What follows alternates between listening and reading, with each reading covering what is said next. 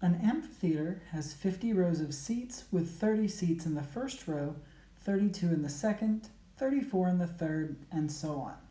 Find the total number of seats. This is actually something that I had contemplated several times when I was younger, sitting in a theater, noticing that the number of seats in each row increased and wondering how many seats there were. And now we have the capability of doing the actual calculation. There are two ways to find a partial sum like this with an arithmetic sequence. We can either take the number of terms divided by 2 times the sum of the first term and the nth term, the largest one that we're adding up, or we can use the other formula that actually puts in or incorporates the formula for a sub n, which is going to be n over 2 times 2a plus n minus 1 times d. Either one of these formulas should work in either situation.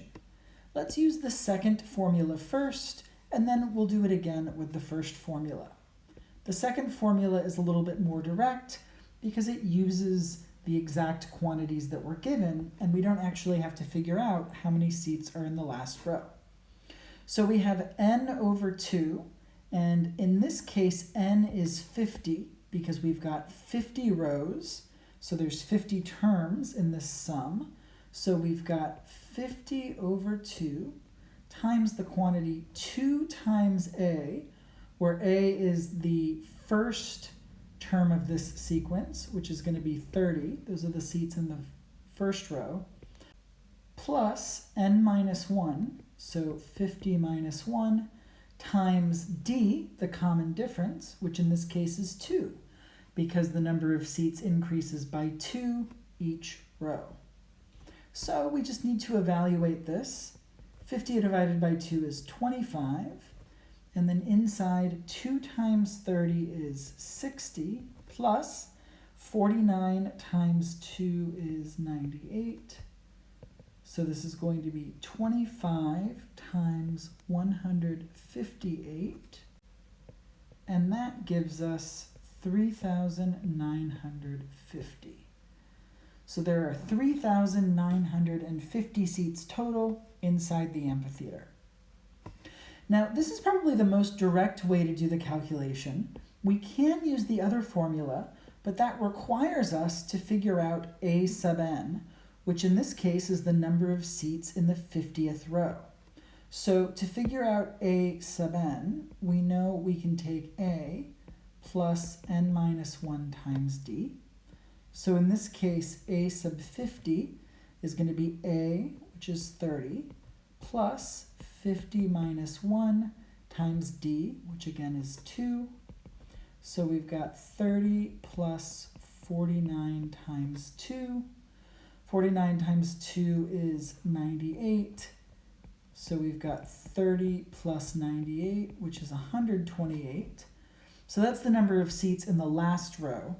So this sum is going to be 30 plus 32 plus 34 plus 36 plus 38 plus ... all the way up to 128. And when we have a partial sum of an arithmetic sequence like this, we can take half the number of terms times the sum of the first and last terms. So in this case, that's going to be 50 over 2 times the sum of the first and last terms, so 30 plus 128.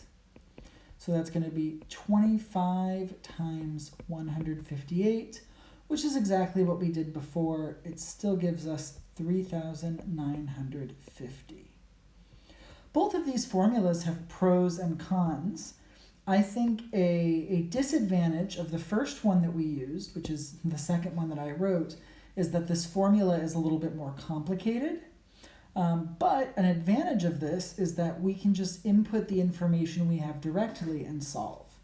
For the other one, the disadvantage is that we actually have to use two different formulas. We need to use the formula for a sub n to find the 50th term in this case, and then we have to use this formula as well. But an upside is that this is an easier formula to memorize. It's just the number of terms divided by 2 times the sum of the first and the last. So really, either way, it's up to you.